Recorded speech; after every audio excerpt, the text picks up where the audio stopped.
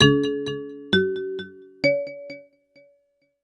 right, well, our first guest on the show this week is a longtime Quality Digest contributor who specializes in collaboration and cooperation. His website, personalkanban.com, encapsulates an approach to improvement driven by creating value in addition to maximizing efficiency. Kanban, for any of you not familiar with the concept, was originally developed by Taiichi Ohno at Toyota and has become a central tenet to the Toyota production system. It was originally intended to control logistics within an industrial environment, but really it serves as an outstanding organizational tool for anyone, really anywhere, in the workplace or at home.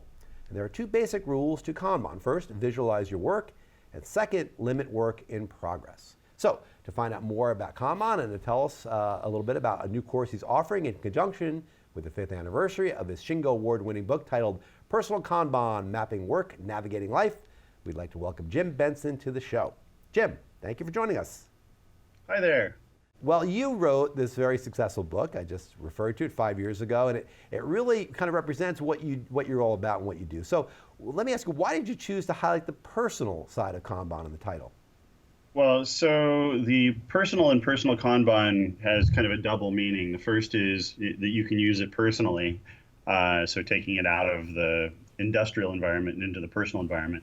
But also the things that are flowing through a personal Kanban are items of personal value. So the tasks that you're working on, the work that you're doing, that sort of thing. Now, you work with a lot of clients in this space, right? I mean, you've been out there, we were talking about it before the show. And so what kinds of business struggles do you see that are best alleviated really by the Kanban approach to improvement?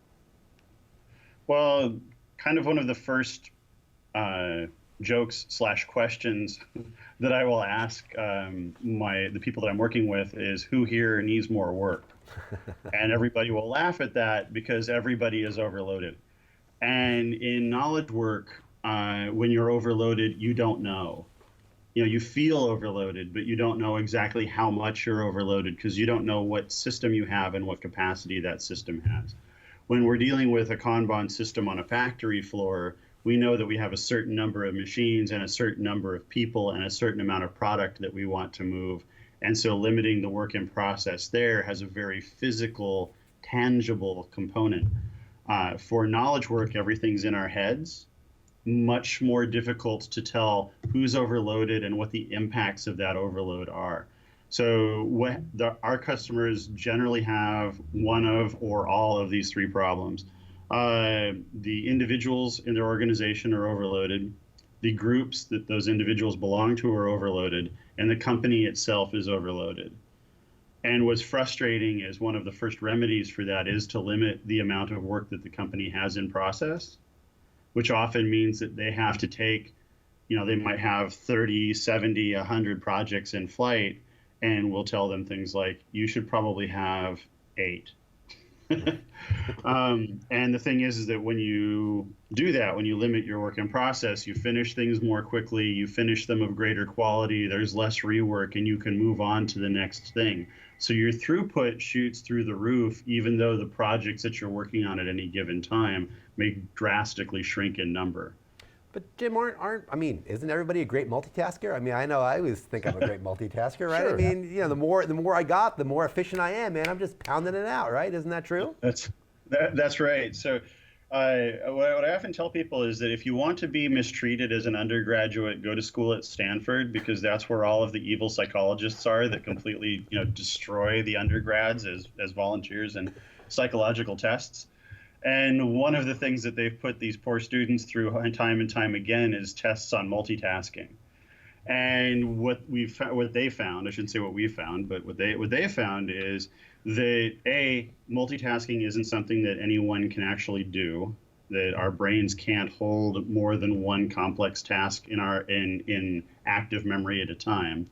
So when we have multiples, then we run into all sorts of problems. But the other thing is that then when you are doing multiple tasks at a time, you're always remembering the states of all of those tasks, which lowers the amount of processing that your brain is doing on the task that you're actually truly working on, which means that you're not paying attention, you're not focused.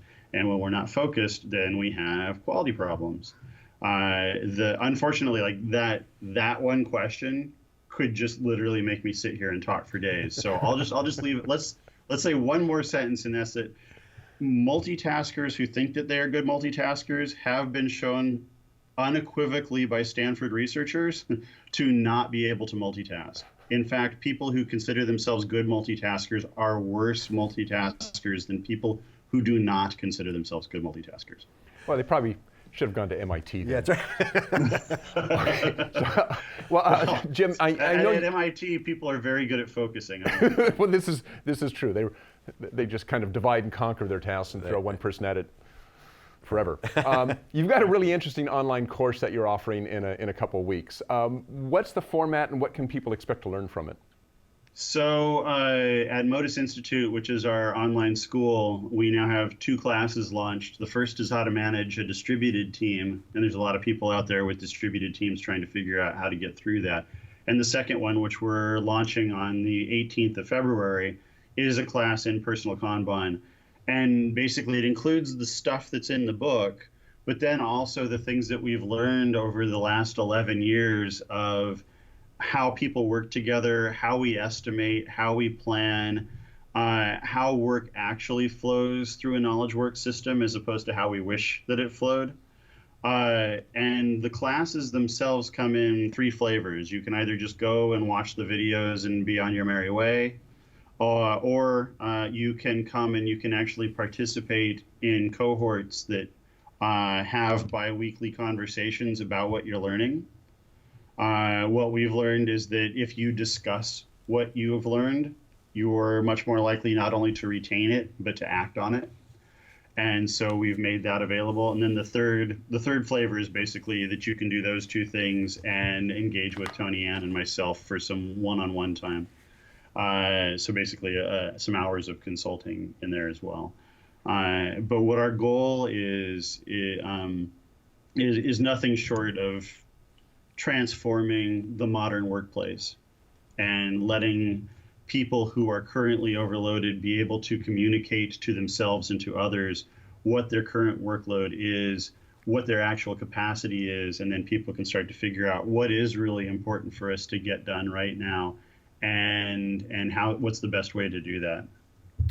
Well, Jim Benson, I think that's a noble goal. I think I would appreciate that. I think all of us would to a certain extent. So thank you for that, and thank you for joining us today on Quality Digest Live. Jim, we'll look forward to following your regular columns in Quality Digest going forward. And again, thanks for joining us, Jim. Good luck with the course. It's always a pleasure. Thanks, guys. Talk to you soon. See you. So long.